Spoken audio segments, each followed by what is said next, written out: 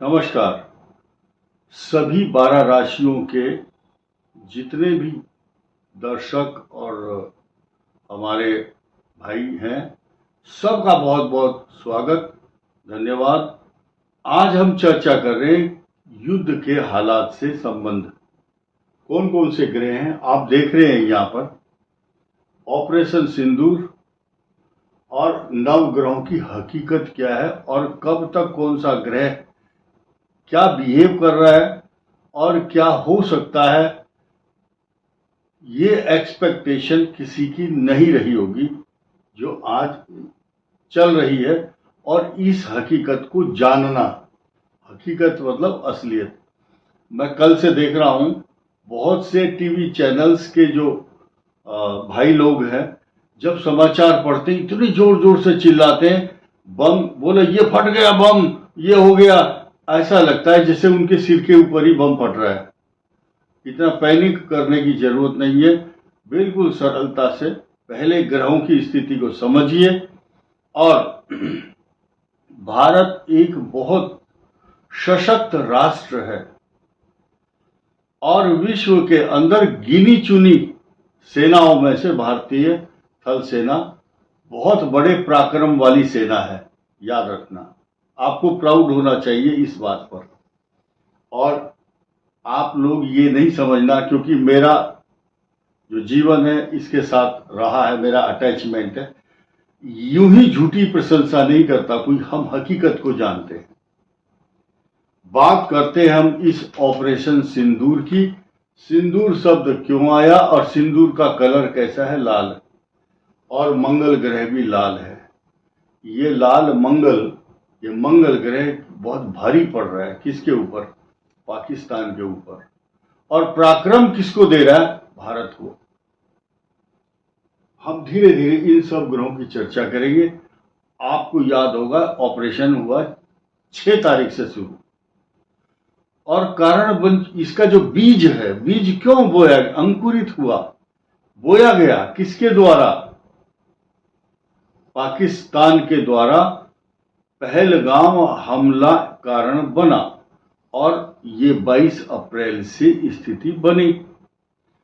चूंकि सूर्य इस वर्ष का राजा भी है और मंत्री भी है, और इस समय सूर्य उसी राशि पर चल रहा है, मेष राशि पर। एक एक चीज पर आऊंगा, बहुत बारीकी से समझना, कोई नहीं समझाएगा पूरे विश्व में आपको ये बातें जो मैं बताने जा रहा हूं। आज बहुत बड़े बड़े रहस्य बताऊंगा और कुछ ऐसी युवा वर्ग और स्टूडेंट्स को ये बात बताऊंगा जो उनके जीवन भर काम आएगी। ग्रह, नक्षत्र, राशि, ये तो आप अपने व्यक्तिगत मामलों से देखते ही हैं कि मेरी राशि के लिए अच्छा हो जाएगा। आज इस बात को भी सुन करके जाइए आप। देखिए, स्वतंत्र भारत की कुंडली पर भी चर्चा करेंगे और प्रधानमंत्री नरेंद्र मोदी की कुंडली से उन ग्रहों का क्या संबंध है जो ऑपरेशन सिंदूर के लिए हकीकत बने हुए हैं। एक एक चीज पर चर्चा करेंगे। फिलहाल ये समझिए कि स्वतंत्र भारत की कुंडली में यही राशि है जो यहां बना करके दिखाई गई है आपको, कर्क राशि। और लेकिन वृषभ लग्न है, वृषभ लग्न, तो यहां 2 नंबर आता है स्वतंत्र भारत की कुंडली में रात को 12 बजे 15 अगस्त 1947। और यहां पर 4-5 ग्रह इकट्ठे बैठे हुए हैं।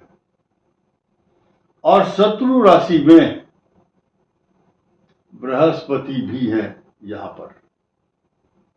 काल सर्प योग भी है और वो लग्न और सप्तम भाव के बीच बना हुआ, यानी कि जो पार्टनरशिप है, यानी कि उस दिन जो बंटवारा हुआ है, काल सर्प दोष, ये अटैचमेंट का प्रतीक ना हो करके उस दिन डिटैचमेंट का प्रतीक बना।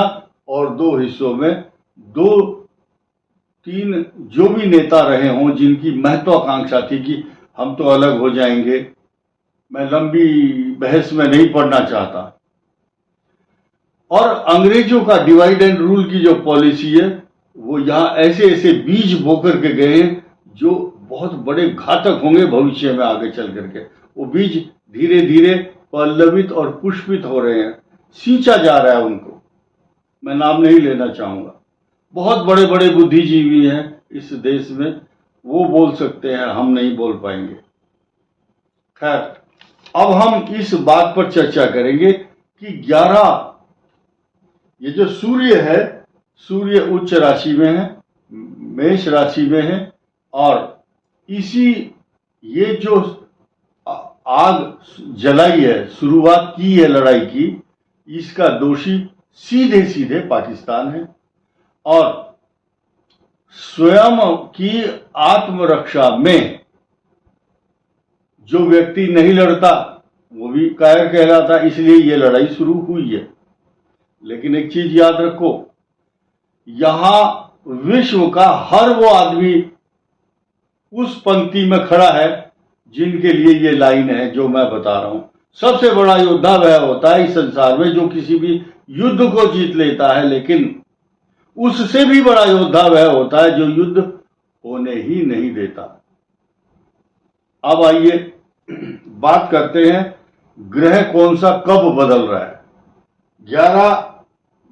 11 मई को सूर्य कृत्तिका नक्षत्र में आएंगे, अपने ही नक्षत्र में आएंगे।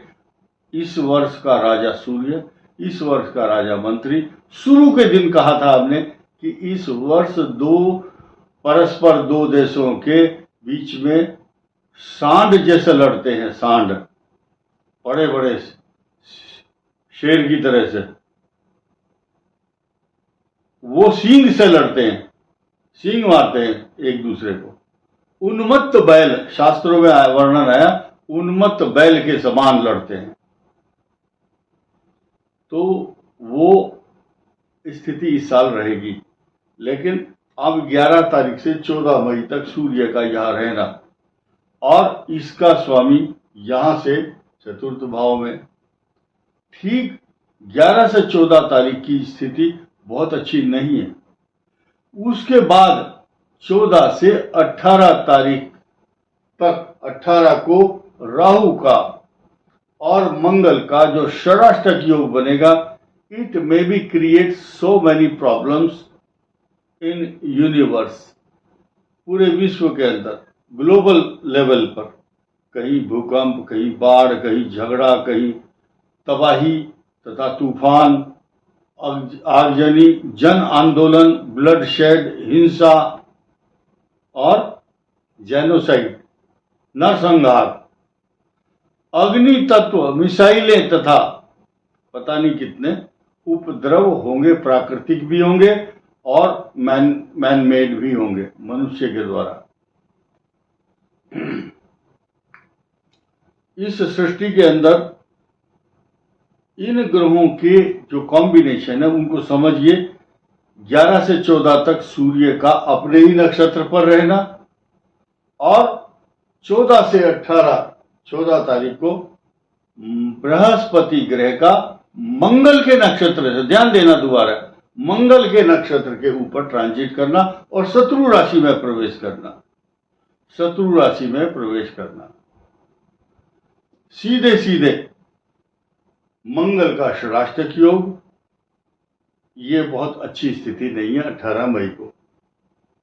उसके बाद 18 मई से 5 जून तक, 18 मई से 5 जून तक अलग स्थिति रहेगी। यानी कि जब ये जो ग्रह है, ये षडाष्टक योग बन रहा है, और 5 जून तक ये स्थिति जो की त्यों रहेगी।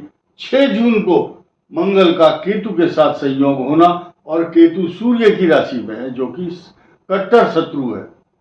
अति तापी मंगल के यहां आने के बाद 180 डिग्री राहु के साथ भी कॉम्बिनेशन तो रहेगा ही मंगल का, लेकिन साथ ही साथ इस मंगल का षडाष्टक योग शनि के साथ भी। अभी तो आपने दिया जलाया है, लोग सोच रहे होंगे कि लड़ाई खत्म हो गई, लड़ाई शुरू हुई है अभी, फॉर योर काइंड इंफॉर्मेशन। अब आइए, मैं अभी बुधादित्य योग भी बना है, इस बुधादित्य योग का प्रभाव भी, क्योंकि बुध भी शत्रु राशि में है। एक चीज ध्यान देने की है, इस देश में सन 71 में भी ऑपरेशन हुए थे कुछ। मैं अपने स्टूडेंट्स को जो कि सरकारी नौकरी के लिए तैयारी करते हैं उनके लिए उनकी नॉलेज को अपडेट करना चाहूँगा। सन 71 में भी इस प्रकार के ग्रह बने थे जो कि युद्ध की एक आहट देते थे और युद्ध हुआ। तो उन छात्रों के लिए मैं बताना चाहूँगा, उनकी परीक्षा में इस तरह के जीके में प्रश्न आते हैं, या कोई वहाँ अमिताभ बच्चन के शो में जाता तो वो भी पूछ लेता है कई बार, अमिताभ बच्चन फला साल में जो ऑपरेशन हुआ था। और जब समकालीन सामायिक चर्चा हो आज के समय में, तो जान पूछ करके उस समय पूछा जाता है कि प्रश्न क्या होगा, ध्यान से सुनना। सन 71 में जो ऑपरेशन हुआ था ट्राइडेंट, उसका नाम था ट्राइडेंट, लेकिन कुछ समय के बाद उसका नाम पाइथन रख दिया गया। Python, operation Python. जब 71 में भगवान की कृपा ऐसी रही कि पाकिस्तान के 2 हिस्से कर दिए। उसके पश्चात कई ऑपरेशन हुए हैं। सेना के अक्सर कई ऑपरेशन होते हैं, उनकी चर्चा ना करके हम जो प्रसिद्ध सबको मालूम है, राजीव गांधी जब प्रधानमंत्री थे तब एक ऑपरेशन पवन, ओपी पवन शांति यहां लंका में हुआ, और आसाम में भी हुआ है उल्फा के खिलाफ। United liberation front of Assam, वो बजरंग ऑपरेशन था। उस बजरंग ऑपरेशन में भी हम बहुत गंभीरता से समझते हैं ये सारे जितने भी ऑपरेशन जिनके नाम हमने लिए। और इसके बाद कई ऑपरेशन हुए, लेकिन प्रसिद्ध ऑपरेशन का नाम मैं लूंगा ऑपरेशन विजय। ओपी विजय कारगिल ऑपरेशन। उस समय एयरफोर्स ने उसका नाम सफेद सागर रख दिया था, वायुसेना ने अपना नाम अलग दिया। तो ये ऑपरेशन, अब ये उसके बाद फिर एक पराक्रम ऑपरेशन, ओपी पराक्रम, कारगिल के बाद का ऑपरेशन ये है। और उसके बाद अब जो प्रसिद्ध होगा और इतिहास बनेगा, सारी दुनिया याद रखेगी, इसका नाम होगा ऑपरेशन सिंदूर। सिंदूर लाल है, लाल देह लाली लसे, अरु धरु लाल लंगूर, वज्र देह दानव दलन, जय जय जय कपिसूर। लाली मेरे लाल की जित देखूं तित लाल, लाली देखन मैं गई मैं भी हो गई लाल। यानी कि जो लाल रंग का सिंदूर है ये मंगल की वजह से हुआ है, और मंगल यहां पर स्वयं भी लाल है और दूसरों को भी लाल करता है, और इसकी दृष्टि अभी कुंभ पर पूर्ण रूप से पड़ रही है। और ये स्थिति जब मंगल नीच राशि में होता है, और इसका जो दूसरा सीधा सीधा जो इफेक्ट है वो अपने से ठीक सप्तम भाव पर पड़ती है दृष्टि, अष्टम पर भी पड़ती है, चतुर्थ भी पड़ती है। लेकिन अब स्वतंत्र भारत की कुंडली को हम देखते हैं कि यहां 2 नंबर है राहु, यहां केतु, और 4 यहां आता है, यानी कि कर्क राशि है। और कर्क पर मंगल हो और युद्ध ना हो, ऐसा हो नहीं सकता। अब ध्यान दीजिए, वृषभ लगन को हमने लग्न मान लिया। वृषभ के चतुर्थ भाव में आने वाले केतु और राहु का जो गोचर है वो 18 तारीख को आ रहा है सीधे सीधे। और यहां जब कर्क का मंगल होगा तो स्वतंत्र भारत की कुंडली में सीधे सीधे 10वें भाव पर दृष्टि डालता है। और इस देश को का शासन चलाने वाला जो प्रधानमंत्री का योग है नरेंद्र मोदी जी का, वो ये है कि उनके वृश्चिक लगन के चतुर्थ भाव में जो सुख का स्थान है, सुख के स्थान पर भी राहु केतु का ट्रांजिट आएगा। यहाँ 8 नंबर होगा और यहाँ 11 और यहाँ 5। लेकिन आप ध्यान दीजिए कि जब वृश्चिक लगन यहाँ होगा तो अष्टम भाव पर बृहस्पति, कुल मिलाकर के यानी कि चाकू के ऊपर कद्दू गिर जाए या कद्दू के ऊपर चाकू, चिंता किसको होती है? जिसके हाथ में बागडोर है सत्ता की। तो नींद नहीं आती है ऐसी स्थिति में उस शासक को, क्योंकि शास्त्र कहता है जो प्रतिपालक सो ही नरेशु, जो जहां बसहूं सो सुंदर देशु। यानी कि जो इस देश की सत्ता पर काबिज है, जो शासन चलाता है, उसकी नींद भाग जाती है, चिंता उसी को होती है। और यहाँ वृश्चिक राशि और वृश्चिक लग्न प्रधानमंत्री मोदी का जो ये ग्रह नक्षत्र है, वो उनको युद्ध के लिए आमंत्रित कर दिया गया, थोप दिया गया। लक्षण किस ग्रह की वजह से बने? इस मंगल ग्रह के नीच राशि में संचरण के कारण तथा अब इस पटाक्षेप, इस रहस्य का पटाक्षेप करते हुए मैं अपनी बात को समाप्त करूंगा। हकीकत लिखा हुआ, हकीकत क्या है? मंगल का शनि के नक्षत्र पर जब परिभ्रमण और ट्रांजिट होता है, तब वो ग्रह इस प्रकार के बिहेवियर पैटर्न सृष्टि के अंदर करते ही हैं। साथ ही साथ आपको ये भी देखना होगा कि जो शनि ग्रह है अपने ही नक्षत्र के ऊपर से ट्रांजिट कर रहे हैं। इन पर शुभ ग्रह की दृष्टि नहीं है, इन पर शुभ ग्रह की दृष्टि नहीं है। इसलिए ये जो ग्रह है ये स्वतंत्र रूप से अपने कार्य को करने में सक्षम है। साथ ही साथ अब दूसरा पटाक्षेप, दूसरा हकीकत, दूसरा रहस्य क्या है? मैंने कहा था सन 1947 में बन रहे कालसर्प दोष का प्रभाव, और इस समय जो कालसर्प दोष चल रहा है, इससे पहले भी कई हमने वीडियो बनाए, लेकिन इसको हमने ग्रहों की हकीकत और युद्ध से, ऑपरेशन सिंदूर से नहीं जोड़ा। लेकिन आज हमने खुलासा किया कि राहु और शनि का जो पिशाच योग है ये भी एक कारण है। लेकिन काल सर्प